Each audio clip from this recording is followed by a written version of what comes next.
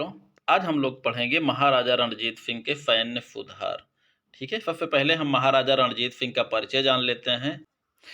उसके बाद जो है इनके सैनिक सुधारों के बारे में, क्योंकि देखा जाए तो महाराजा रणजीत सिंह जो थे ये भी कोई बाहर के नहीं थे। उन्हीं मिसलों में से फुकरचकिया मिसल के एक सरदार थे। इनके पिता का नाम महासिंह था। ठीक है, ये मिस्र फुकरचकिया था, पिता का नाम महासिंह। और पिता महासिंह की मृत्यु 1792 ईस्वी में हो गई थी। इसके बाद रणजीत सिंह सिंहासन पर बैठे। जब रणजीत सिंह ने अपने पिता का स्थान लिया, पिता की उसने मिस्र की गद्दी संभाली, तो उन्होंने संपूर्ण मिस्लों को एक सूत्र में बांधा और सिख राजतंत्र की स्थापना की। ठीक है, सिख राजतंत्र की स्थापना की और सिखों को एक सूत्र में बांधा ताकि ये सब अलग अलग ना रहें और एक राजतंत्र के अधीन रहकर ये अपनी शक्ति को बढ़ाएं। अर्थात एक राजा का रूप जब धारण हो गया तो राजा ही राजा पर आक्रमण कर सकता था, राजा ही अपने राज्य का विस्तार कर सकता था। ठीक है, तो इन्होंने सभी मिसलों को एक सूत्र में बांधा। राजतंत्र की स्थापना का श्रेय जो है महाराजा रणजीत सिंह को है।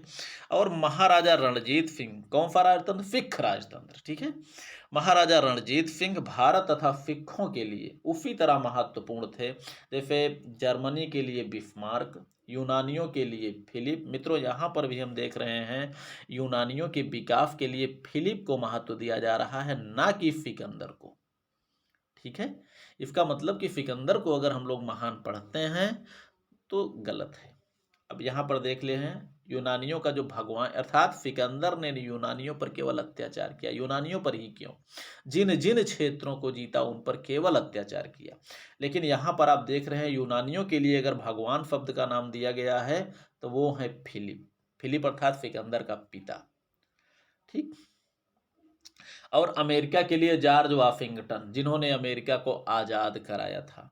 फ्रांसीसियों के लिए नेपोलियन ने फ्रांस को नंबर 1 की शक्ति बना दिया था अपने समय में। अर्थात बड़ी बड़ी सेनाओं का प्रयोग करने वाला सबसे प्रथम जो है वो नेपोलियन बोनापार्ट ही था, जिसे युद्ध का देवता भी कहा जाता है।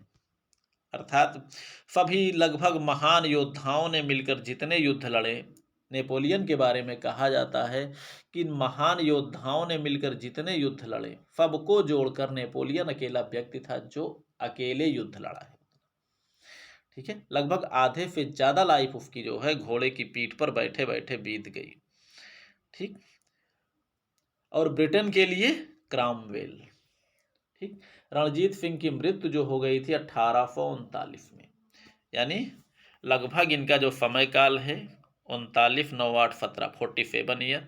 इफ इतने कम समय में 47 ईयर में ही इन्होंने राज्य किया और राज्य करके सिखों की शक्ति को इतना विकसित कर दिया कि सिख जो है काफी हद तक काफी शक्तिशाली हो गए थे उस समय। ठीक, इन्होंने देखा जाए तो सैन्य संगठन इन्होंने किस तरह सिखों को संगठित किया था। चलिए आगे हम पढ़ लेते हैं। सैन्य संगठन, सिखों की जो सेना थी, जो रणजीत सिंह ने जो सुधार करके सिखों को गठित किया था और सिखों की शक्ति को एकत्रित करके सिख का नया संगठन बनाया था, उसमें सेनाओं का संगठन इन्होंने 3 प्रकार से किया था। पहला नंबर फौज आम, जो कि नियमित सेना थी अर्थात रेगुलर आर्मी थी। फौज बेकवायर, जो कि अनियमित सेना थी। अगला है फौज खास, जो खास नाम है तो खास ही सेना थी।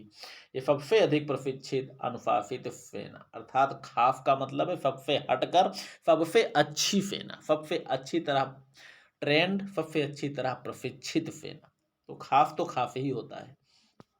तो चलिए अलग अलग हम इसको पढ़ते हैं। फौज आम, इसमें नियमित सेना होती थी। नियमित सेना जो होती थी वो 3 प्रकार की होती थी, जिसमें होते था पैदल, घुड़सवार और तोपखाना। ठीक है मित्रों, अब रथ सेना और जो है गज सेना ये सब खत्म हो गया क्योंकि बंदूकों का जमाना चलने लगा। तो पैदल सेना की जो सबसे छोटी इकाई होती थी उसे सेक्शन कहा जाता था, अर्थात एक सेक्शन में कुल 25 सैनिक होते थे। उससे जो बड़ी इकाई होती थी वो होती थी कंपनी। कंपनी में 4 सेक्शन होते थे। उससे बड़ी इकाई बटालियन होती थी, बटालियन में 8 कंपनी होती थी। उससे बड़ी इकाई ब्रिगेड होती थी, ब्रिगेड में 4 बटालियन होती थी। ठीक है, और बटालियन स्तर पर इसमें जो है कुछ असैनिक कर्मचारी भी होते थे। असैनिक का मतलब उन्हीं बटालियन के सैनिकों की व्यवस्था करने वाले, बटालियन के सैनिकों की सेवा करने वाले। इसमें रसोइये होते थे, अर्थात बटालियन स्तर पर भोजन बनाने वाले, लेखक होते थे, बेलदार होते थे, मिस्त्री होते थे। बेलदार का मतलब होता है मित्रों जैसे रोड वगैरह ठीक करने वाले, सड़क वगैरह कुछ बनाने वाले। ठीक है, और एक बटालियन में उन्होंने 2 तोपों को रखा। ठीक, ब्रिगेड में 8 से 10 तोपें एवं एक घुड़सवार दस्ता जो है इन्होंने रखना अनिवार्य किया। सर्वोच्च कमांडर जो होता था, इनके इस तरह होते थे जनरल, उनसे छोटा कर्नल, फिर कमांडेंट, फिर मेजर, फिर सूबेदार, फिर नायक। ठीक, इसी तरह क्रम से, यानी सबसे सर्वोच्च जो कमांडर होता था वो जनरल कहलाता था। हथियार इनके जो होते थे तलवार एवं संगीन लगी बंदूकें। प्रशिक्षण, सैनिकों को यूरोपीय युद्ध कला में प्रशिक्षण हेतु अंग्रेजों के भगोड़े सैनिकों की नियुक्ति की। भगोड़ों को क्यों नियुक्त किया? क्योंकि जब भाग कर आए रहेंगे तो वही जो है अच्छे ढंग से उनको ट्रेंड करेंगे।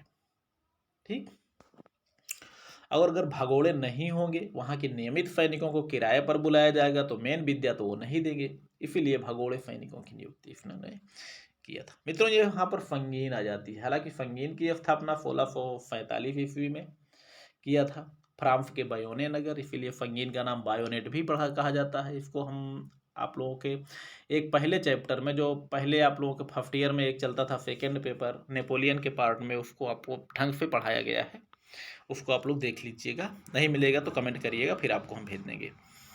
ठीक है, चलिए अगला है घुड़सवार सेना। घुड़सवार सेना जो है जो होती थी, ये 2 प्रकार की होती थी, जो कि विदेशी प्रशिक्षण प्राप्त एवं प्रशिक्षित एवं अनुशासित सैनिक, यानी यूरोपियन प्रशिक्षण प्राप्त हम कह सकते हैं। दूसरा है देसी पद्धति पर आधारित घुड़सवार सैनिक, जिसे घुड़चढ़ा सैनिक भी कहा जाता है। तो यहाँ पर विदेशी का मतलब होता है यूरोपीय, अर्थात यूरोपियन ढंग से प्रशिक्षित सैनिक। क्योंकि मित्रों वो समय था जो यहाँ भारत में फ्रांसीसी भी आ चुके थे, अंग्रेज भी आ चुके थे, वही समय था उनका, महाराजा रणजीत सिंह का। ठीक, और बंदूकें, क्योंकि बंदूकें तो वही लेकर आए हैं, लेकिन बंदूकें तो मित्रों बाबर लेके आया था शुरुआत में, है ना। बाकी जो है ये जो बाद की बंदूकें आई, ये थोड़ा सा बाबर वाली से ज़्यादा अच्छी थी, ये लेटेस्ट थी। और यूरोपियन, क्योंकि अधिक टेक्नोलॉजी का जो प्रारंभ हुआ था वो कहाँ हुआ था? यूरोप में। और युद्ध में टेक्नोलॉजी का प्रारंभ कब से माना जाता है? बारूद की खोज के बाद। ध्यान दीजिएगा मित्रों, ये चीज़ पूछ सकते हैं आपसे कभी भी। बारूद की खोज के बाद युद्ध में टेक्नोलॉजी का प्रारंभ हुआ। ठीक, और बारूद की खोजें कहाँ हुई थी? यूरोप में हुई थी। बारूद खोजने वाला रोजर बेकन ब्रिटेन का था। ठीक है, चलिए अब घुड़सवारों सैनिकों की जो इकाई होती थी, छोटी इकाई होती थी मित्रों रिफाल, जिसमें 150 से 200 सैनिक होते थे। और दूसरी जो इकाई होती थी वो होती थी रेजिमेंट, जिसे 4 से 5 रिफालें होती थी। ठीक, तोपखाना, रणजीत सिंह के पहले सिख सेना में तोपखाना नहीं था, और सिख सेना में तोपखाने की देन किसकी थी? रणजीत सिंह की थी। यूरोपियों की विजय से प्रभावित होकर महाराजा रणजीत सिंह ने तोपखाने के विकास पर अधिक बल दिया। उन्होंने देखा कि अंग्रेज जो हो रहा है बड़ी बड़ी सेनाओं को पराजित कर रहे हैं, फ्रांसीसी जो है ये बड़ी बड़ी भारतीय सेनाओं को पराजित कर रहे हैं, किसके दम पर? तोपों के दम पर। वैसे भी हम लोग जानते हैं, अगर बाबर जो है पानीपत के युद्ध को अगर जीतने में सफल हुआ तो उसका प्रमुख कारण उसका तोपखाना था। ठीक है, क्योंकि उस समय तो नए रूप में आया था, भारतीयों ने तोपों को देखा ही नहीं था, पहली बार आया था, इसलिए उसका प्रभाव जितना कम बड़ा नहीं था, उससे ज़्यादा उसका आतंक था। ठीक, चलिए तोपखाने के विकास एवं प्रशिक्षण हेतु विदेशी जनरलों की नियुक्ति किया था महाराजा रणजीत सिंह ने, और अपने जीवन काल के अंतिम दिनों तक तोपखानों का समुचित विकास कर चुके थे। ठीक है, तोपखाने की प्रमुख 3 श्रेणियां इन्होंने बनाई थी। तोपखाना ए जिम्फ, जिसे जिम्फी तोपखाना भी कहा जाता है, इसमें मिश्रित और भारी तोपें होती थी। यानी जिम्फी तोपखाने में या तोपखाना ए जिम्फ में भारी तोपें होती थी। इसमें कई प्रकार की, मिश्रित का मतलब मिली जुली तोपें। अब इसमें देख सकते हैं अलग अलग कौन कौन से हैं। AFP, AFP AFPI। AFP का मतलब होता है जो तोपें घोड़े से खींचे जाती थी, जो घोड़ों से खींचे जाने वाला जो तोपखाना होता था उसे AFP कहा जाता था। दूसरा है गावी। गावी का मतलब होता है बैलों से खींचा जाने वाला तोपखाना। तीसरा है फिले या फाइल भी कह सकते हैं इसको, ये चूंकि स्पेलिंग इसकी यही होती है FILE, तो इसको हम फाइल भी कह सकते हैं, फिले भी कह सकते हैं। ठीक है, आप अपनी इच्छा से चाहे जो कहिएगा, गलत नहीं होगा। फिले हाथियों से खींचा जाने वाला तोपखाना। फुत्री ये ऊँटों से खींचा जाने वाला तोपखाना, क्योंकि भारी तोपें होती थी तभी इसमें जानवरों का प्रयोग किया जाता था। ठीक। दूसरा है अश्वारोही तोपखाना। तो मित्रों ये तोपखाना है जिम्फ में, ये 4 प्रकार की तोपें आ गई, AFP, गावी, फिले, फुत्री। दूसरा है अश्वारोही तोपखाना जो कि हल्का तोपखाना होता था, ये गतिशील भी होता था और इसे युद्ध में शीघ्र ही घुड़सवारों द्वारा खींचकर इधर से उधर ले जाया जा सकता था, क्योंकि युद्ध भूमि में जो प्रयोग किया जाता था वो हल्का ही होगा, क्योंकि लड़ाई यहाँ हो रही है, थोड़ी देर में 200 मीटर दूर होने लगे, थोड़ी दूर में 500 मीटर दूर होने लगे, तो जरूरत पड़ने पर घुड़सवारों द्वारा इनको खींचकर अपने प्रमुख युद्ध स्थान पर ले जाया जाता था। ठीक है, तेजी से, इसलिए इनको गतिशील तोपखाना भी कहा जाता था और लड़ाई में इनका प्रयोग किया जाता था, इसलिए इनको हल्का बनाया जाता था। ठीक। तीसरा है जम्बूर खाना। जम्बूर खाना ये एक प्रकार से बहुत ही हल्की तोपें होती थी। ठीक। जिनको बनाने की फैक्ट्री जो है लाहौर में स्थापित किया था इन्होंने, और उसी फैक्ट्री को जम्बूर खाना भी कहा जाता है, क्योंकि ये बहुत हल्की तोपें होती थी। शायद ये घुड़सवार अश्वारोही तोपखाने से भी हल्की तोपें होती थी। ठीक है, और बाद में लाहौर के अतिरिक्त अमृतसर, मुल्तान, जम्मू, श्रीनगर में भी कारखानों की स्थापना की गई। किस प्रकार के कारखानों की? तोपों को बनाने के कारखानों की। ठीक है, और इनकी जो प्रमुख तोपें हैं उनके नाम है फतेहगंज, जफरगंज, जंग बिजली, सूर्यमुखी, निरफ्तगंज। निरफ्तगंज हो सकता है या कहीं कहीं पर मित्रों लिखा मिलता है निफ्तारगंज। ठीक है, तो इसलिए आप लोग इसमें डिस्टर्ब मत होइएगा, कहीं कहीं पर निरफ्तगंज लिखा है, कहीं कहीं पर निफ्तारगंज लिखा मिला है। ठीक। इसमें जो हल्की पौधे, अब यहाँ पर देख सकते हैं किन तोपों को हम हल्की तोपें कह सकते हैं, किन तोपों को भारी तोपें कह सकते हैं। तो इसमें इन्होंने मानक बनाया है कि हल्की तोपें वे तोपें होती थी जो 12 पाउंड से कम वजन के गोले फेंकती थी, और भारी तोपें वे तोपें होती थी जो 12 पाउंड से अधिक वजन के गोले फेंकती थी, इनको भारी तोपें कहा जाता है। और महाराजा रणजीत सिंह के पास एक इतनी बड़ी तोप थी जिसे जमजमा तोप कहा जाता है। ये सबसे भारी तोप हुआ करती थी जो 48 पाउंड के गोले भी फेंक सकती थी या फेंकती ही थी। ठीक। तोपखाने का संगठन इन्होंने किया था, या तोपखाने की इकाइयां जो थी उन्हें डेरों या बैटरियों में की थी। डेरा जो कि सिखों की भाषा है, और बैटरी उसको कहा जाता है, खास करके बैटरी जो है अंग्रेजों की भाषा है, यूरोपियन भाषा बैटरी। तो डेरों या बैटरियों में नाम वही दिया जाता है, चाहे डेरों कह लीजिए चाहे बैटरी आप लोग कह लीजिए। एक सेक्शन में 2 तोपें एवं 8-10 तोपचियों को रखा जाता था, और कई सेक्शन को मिलाकर एक बैटरी का निर्माण होता था। ठीक, कई सेक्शनों में एक, यानी एक सेक्शन में 2 तोपें और कई सेक्शनों में जो तोपें रखी जाती थी उसे एक बैटरी कहा जाता है, यानी बैटरियों का निर्माण होता था जो कई सेक्शनों को मिलाकर रखा जाता था। ठीक। सैनिक भर्ती, अधिक सैनिक भर्ती में अधिक जाटों की भर्ती की जाती थी, क्योंकि जाट जो है त्यागी, बलिदानी, वीर, साहसी, शारीरिक रूप से मजबूत एवं स्वेच्छा से भर्ती होते थे। इसके अतिरिक्त गोरखा एवं मुसलमान भी सेना में भर्ती किए जाते थे। ठीक। व्यवस्था जो होती थी, सैनिकों को अस्त्र शस्त्र एवं घोड़े की व्यवस्था स्वयं करनी होती थी।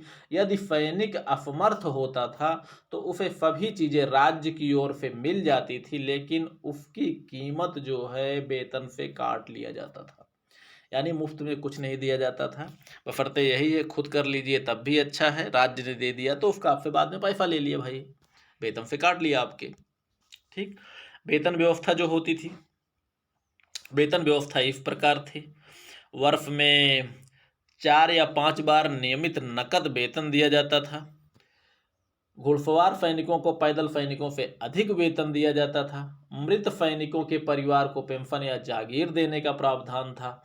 वेतन की कोई गारंटी नहीं थी कि समय से मिल जाए, क्योंकि जब राजकोष में पैसा रहेगा तभी मिलेगा वेतन, अन्यथा जब नहीं है तो इंतजार भी करना पड़ सकता है।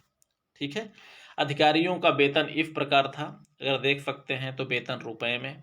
ठीक है, जनरल 4 फे 460 रुपये, कर्नल 300 फे 350, कमांडेंट 60 फे 150 रुपया, मेजर 21 फे 25 रुपया, सूबेदार 20 फे 30 रुपया, नायक 10 फे 12 रुपये है। मित्रों ये एक जो है ये गलत छप गया है, तो ये 10 फे 12 रुपये वेतन है।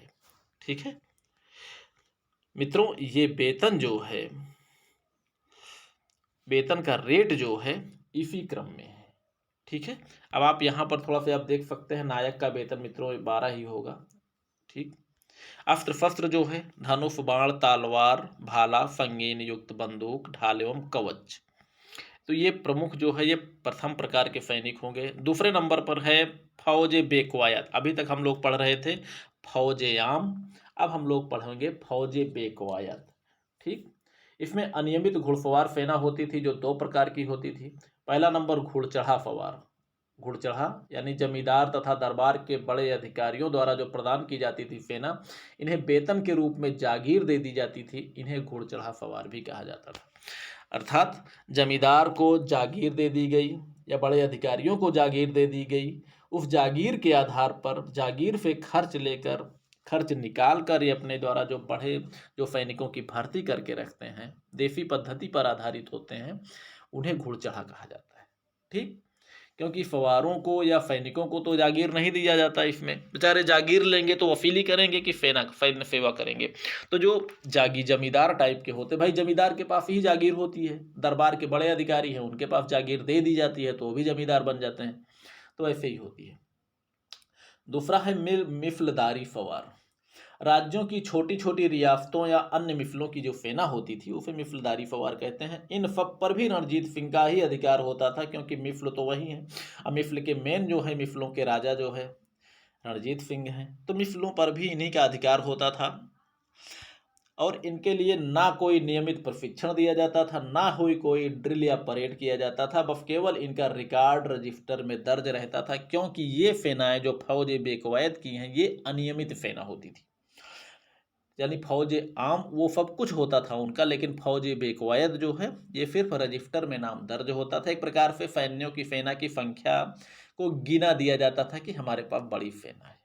ठीक, दूसरा है फौज खास। तो मित्रों खास का मतलब ही होता है खास, तो इसमें आप देख सकते हैं ये इसे रणजीत सिंह की सेना का आदर्श ब्रिगेड कहा जाता है, जो कि विशेष प्रशिक्षण प्राप्त एवं उत्तम अनुशासन से युक्त था।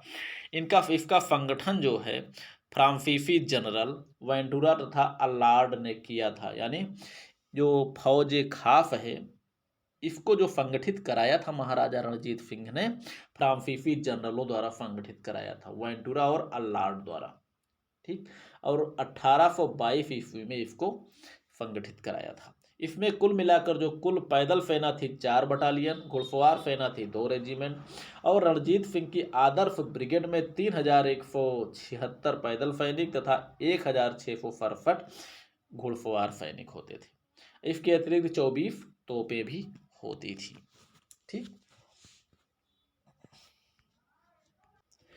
मित्रों, ये वीडियो लंबा हो रहा है, अब इसको हम आगे नहीं बढ़ाएंगे। युद्ध कला और जो है बाकी 1-2 चीज़ें हैं अगले वीडियो में हम इसको रखेंगे, क्योंकि ज़्यादा वैसे भी लंबा हो गया है। ठीक है, तब तक आप लोग पढ़िए लिखिए मस्त रहिए। कोई चीज़ समझ में नहीं आता है तो आप लोग कमेंट जरूर करिएगा, अगर समय मिलेगा तो हम आपको ज़रूर समझाएंगे। ठीक है, चलिए पढ़िए लिखिए मस्त रहिए।